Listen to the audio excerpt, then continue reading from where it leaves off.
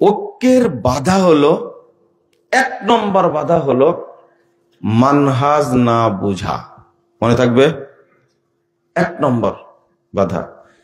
ভাষাটা আমার সাথে বলেন তো, মানহাজ না মাযহাব? মানহাজ বলেন, মানহাজুস সালাফ। সবাই বলেন। এই ভাষাটা উচ্চারণ করা শিখতে হবে। আমরা এটাকেই কুরবানি করে দিয়েছি আগে, তো এই জন্য আমাদের সমস্যা হয়েছে। যদি আমরা বুঝতাম যে মানহাজ ছাড়া যদি কোনো কথা বলি তাহলে আমরা কাফের হয়ে যাব, এটা যদি বুঝতাম। আবারও শুনেন, আমার কথাটা আপনার কাছে কড়া হতে পারে, কিন্তু কথা এটাই চূড়ান্ত।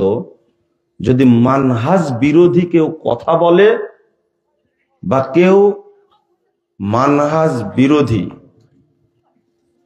কেউ যদি আমল করে, তাহলে সে কাফের হয়ে যাবে। কি হয়ে যাবে? এটা হলো কুফুরি।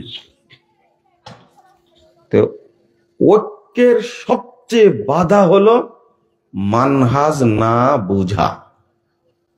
আল্লাহ বলছেন 48 নম্বর আয়াত সূরা মায়েদা, ওয়ালিকুল্লিন জাআলনা মিনকুম শিরআতাও ওয়া মিনহাজা। আমি আল্লাহ তোমাদের প্রত্যেককে শরীয়ত দিয়েছি এবং মানহাজ দিয়েছি। তাহলে শরীয়ত এক জিনিস, মানহাজ আরেক জিনিস।